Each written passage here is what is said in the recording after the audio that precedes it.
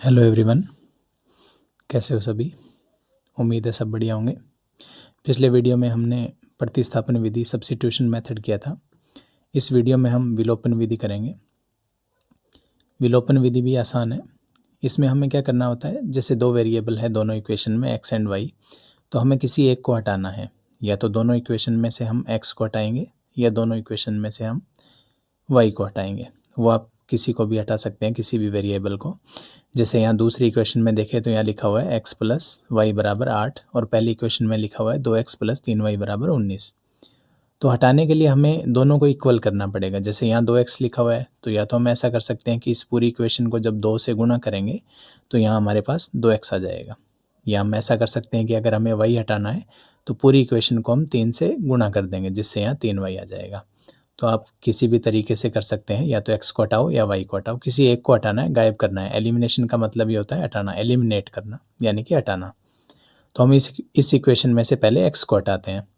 जैसे तो इस इक्वेशन को हम 2 से गुणा कर लेते हैं। तो समीकरण को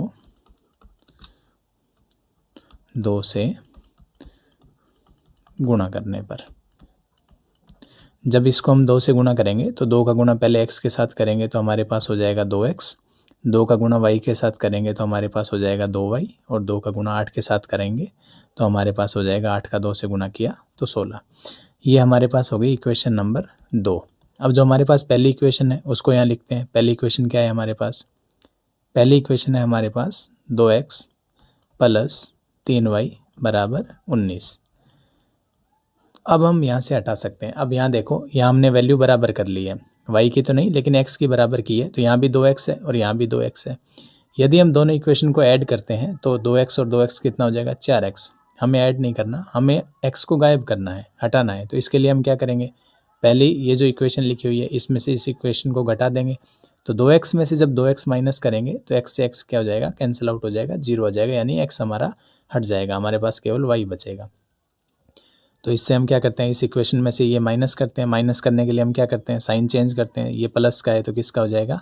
माइनस का। ये प्लस का है तो किसका हो जाएगा? माइनस का। ये प्लस का है तो किसका हो जाएगा? माइनस का। अब यहाँ 2x प्लस का और 2x माइनस का, तो ये तो कैंसिल आउट हो गया। यहाँ देखो, प्लस के 2y है और माइनस के 3y है, तो यहाँ हमारे पास क्या बचेगा? माइनस का y। यहाँ हमारे पास प्लस का 16 है और माइनस का कितना है? माइनस का हमारे पास है 19। तो माइनस का ज़्यादा है, कितना ज़्यादा है? 3 ज़्यादा है। तो हमारे पास माइनस का कितना बचेगा? 3 बचेगा। माइनस से माइनस कैंसिल आउट हो जाएगा, तो हमारे पास y का मान आ गया, कितना आ गया? 3। ये अब y का मान आप किसी भी इक्वेशन में रख सकते हो, सेकंड में या फर्स्ट में, उससे हमारे पास x का मान मिल जाएगा। जैसे ये इक्वेशन है हमारे पास x प्लस वाई बराबर 8। इसमें जब हम y का मान रखेंगे तो x प्लस वाई का मान हमारे पास है 3, तो 3 यहाँ रखेंगे तो प्लस का 3 दूसरी साइड जाएगा तो किसका हो जाएगा? माइनस का। तो 8 माइनस 3 5, यानी x का मान हमारे पास क्या आ गया? 5 आ गया। तो यहाँ हमारे पास दोनों मान आ गए, x का मान आ गया 5 और y का मान आ गया 3। पहला क्वेश्चन हमारा कंप्लीट हो गया।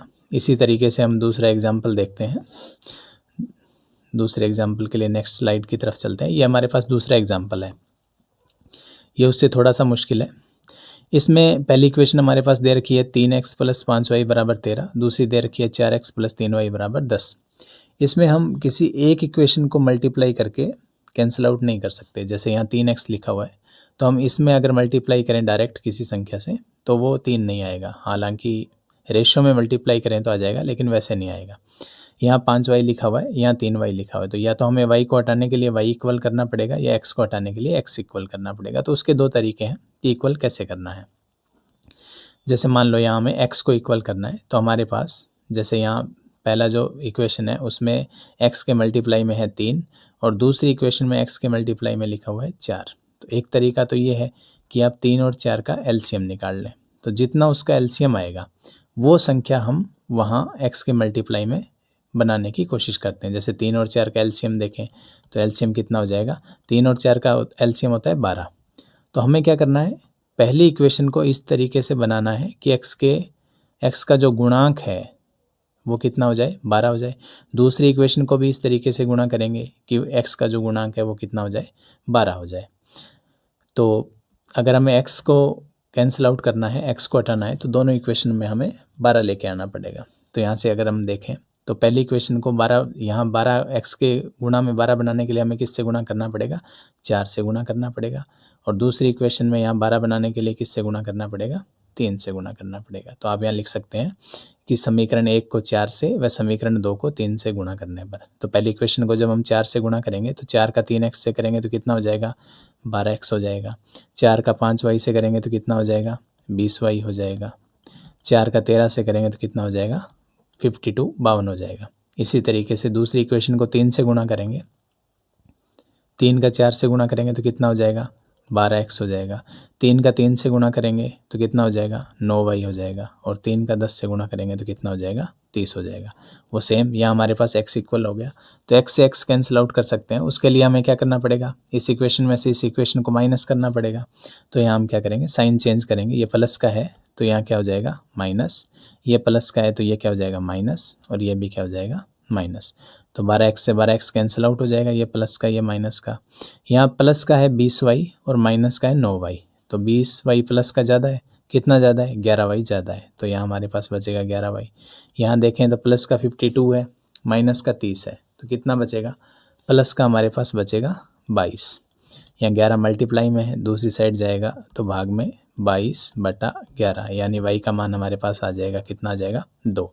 अब ये y का मान आप किसी भी इक्वेशन में रख सकते हो, उससे हमारे पास x का मान आ जाएगा। जैसे यहाँ से y का मान 2 है, पहली इक्वेशन में रखते हैं। पहली इक्वेशन हमारे पास क्या है, 3x + 5y। 5y, y का मान कितना है, 2 और बराबर कितना है, 13। तो यहाँ हमारे पास हो गया 3x + 5 का 2 से गुणा करेंगे तो हो जाएगा 10 बराबर 13। प्लस का 10 दूसरी तरफ जाएगा तो माइनस। 3x बराबर 13 में से 10 माइनस करेंगे तो 3 बचेगा। ये 3 गुणा में दूसरी तरफ जाएगा तो भाग में, तो 3/3, यानी x का मान कितना आ गया, 1। तो हमारे पास दोनों मान आ गए, x का मान आ गया 1 और y का मान कितना आ गया, 2। आप यहाँ से x को भी हटा सकते हैं और y को भी हटा सकते हैं। अब अगर आपको इसमें एलसीएम में भी समस्या प्रॉब्लम है कि एलसीएम निकालने में ज़्यादा समय लगता है, तो एक सिंपल सा तरीका है कि जैसे दूसरी इक्वेशन में यहाँ x के मल्टीप्लाई में जो संख्या है, जैसे मैं इस इक्वेशन को दोबारा लिख देता हूँ यहाँ से।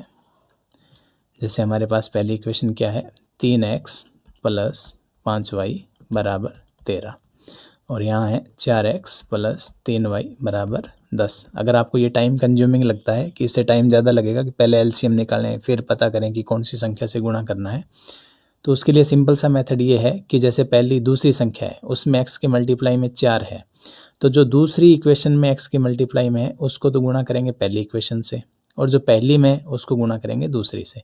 यानी दूसरी में कितना लिखा हुआ है, 4, तो उस 4 को गुणा करेंगे पहली से। और पहली में कितना लिखा हुआ है, 3, तो उस 3 को गुणा करेंगे दूसरी इक्वेशन से। यहाँ हमने वही किया था, पहली इक्वेशन को 4 से गुणा किया था और दूसरे को 3 से। तो इस तरीके से हम इस क्वेश्चन को एक बार दोबारा करके देख लेते हैं, ताकि एलसीएम से अगर आपको नहीं करना हो, डायरेक्ट करना हो, तो हम y को कैंसिल आउट करके देखते हैं इसी क्वेश्चन में। तो यहाँ हमारे पास इक्वेशन थी 3x + 5y = 13 और दूसरी इक्वेशन थी 4x + 3y = 10। तो पहला तरीका तो मैंने आपको ये बताया कि अगर आपको x या y किसी को भी जिसको हटाना है, आप उस दोनों संख्याओं का एलसीएम ले लें। जैसे यहाँ 3 लिखा हुआ है, यहाँ 4, तो 4 और 3 का एलसीएम आया 12 हमारे पास। तो हमने दोनों इक्वेशन में जो x का गुणांक है वो 12 बना लिया। जैसे यहाँ 5 और 3 लिखा हुआ है तो इनका एलसीएम लेते। दूसरा तरीका क्या है, दूसरा ये है कि अब जैसे y को हटाते हैं तो यहाँ y के मल्टीप्लाई में कितना लिखा हुआ है, y का गुणांक दूसरी इक्वेशन में 3 लिखा हुआ है। तो दूसरी इक्वेशन में ये जो 3 लिखा हुआ है इसको गुणा करेंगे पहली इक्वेशन से, और पहली इक्वेशन में कितना लिखा हुआ है, 5, इसको गुणा करेंगे दूसरी इक्वेशन से। आपको जो पहली का गुणांक है उसको दूसरी से, और दूसरी का जो गुणांक है उसको पहली इक्वेशन से गुणा करना है। यहाँ से आपका इक्वेशन सवाल हो जाएगा। जैसे यहाँ है तो दूसरी इक्वेशन में y को अभी अगर हम हटाएं तो दूसरी इक्वेशन में y का जो गुणांक है वो कितना है, 3 है। तो पहली इक्वेशन को हम किससे गुणा करेंगे, 3 से गुणा करेंगे। पहली इक्वेशन में y का गुणांक कितना है, 5 है, तो दूसरी इक्वेशन को किससे गुणा करेंगे, 5 से। तो यहाँ आप लिख सकते हैं multiply by 3 first equation and multiply by 5 second equation. समीकरण 1 को 3 से व समीकरण 2 को 5 से गुणा करने पर जब हम पहली इक्वेशन को 3 से गुणा करेंगे तो यहाँ हमारे पास क्या बन जाएगा, 3 का 3 से किया तो कितना हो गया, 9x हो गया प्लस में 5y को 3 से किया तो कितना हो गया 15y हो जाएगा। और उसी तरीके से 13 को 3 से करेंगे तो कितना हो जाएगा 39। सेम दूसरी इक्वेशन में करेंगे, एक सेकंड,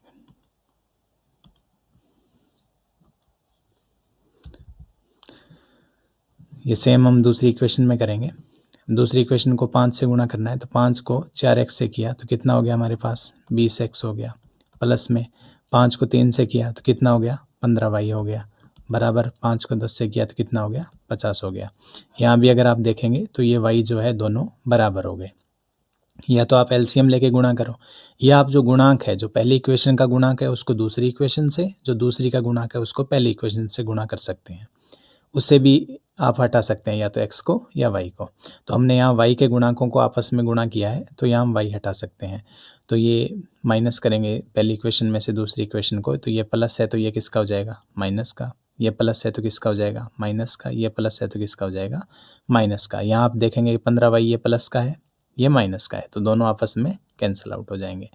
यहाँ प्लस का हमारे पास 9x है, माइनस का 20x है तो माइनस का ज़्यादा है, कितना ज़्यादा है माइनस का 11x ज़्यादा है। ठीक इसी तरीके से यहाँ प्लस का 39 है, माइनस का 50 है तो आपके पास कितना बचेगा माइनस का 11 बचेगा। माइनस से माइनस दोनों तरफ कैंसिल आउट हो जाएगा तो हमारे पास क्या बचेगा 11x बराबर 11, तो 11 मल्टीप्लाई में उधर जाएगा तो भाग में, तो x बराबर 11/11 यानी x का मान कितना आ जाएगा 1। तो हमारे पास x का मान 1 आ गया। तो ये x का मान आप किसी भी इक्वेशन में फर्स्ट या सेकंड में रख सकते हो जिससे हमारे पास किसका मान आ जाएगा y का। जैसे हम फर्स्ट में रखते हैं तो हमारे पास x का मान कितना 1 है, तो यहाँ से आप लिखोगे x का मान इक्वेशन 1 में रखने पर, जब 1 में रखेंगे तो 1 हमारे पास क्या है 3x, तो 3x का मान कितना है 1 प्लस 5y बराबर 13। 3 का 1 से गुणा करेंगे तो 3 हो जाएगा, प्लस में कितना है हमारे पास 5y और बराबर में कितना है 13। तो प्लस का 3 है उधर जाएगा तो किसका हो जाएगा माइनस का, तो 5y बराबर 13 माइनस 3, तो हमारे पास 5y बराबर कितना बचेगा 10 बचेगा। 5 गुणा में उधर जाएगा तो किस में हो जाएगा भाग में, तो 10/5 यानी y का मान कितना आ गया 2। यही सेम हमारा पहले तरीके से आया था जिसमें हमने x को बराबर किया था। यहाँ आप देख सकते हैं यहाँ हमने x को बराबर किया था, वो एलसीएम वाले तरीके से किया था। यहाँ हमने एलसीएम निकाला था 3 और 4 का, तो 3 और 4 का एलसीएम निकाल के हमने y को हटाया था। इसी इक्वेशन को हमने दूसरे तरीके से किया जिसमें हमने y को हटाया लेकिन ये एलसीएम नहीं लिया हमने, ये हमने गुणांक से गुणा किया। जैसे दूसरी इक्वेशन का गुणांक 3 था तो उसका गुणा पहली इक्वेशन से किया, पहली इक्वेशन का गुणांक 5 था तो उसका गुणा दूसरी इक्वेशन से किया। उम्मीद है आपको समझ में आया होगा। धन्यवाद।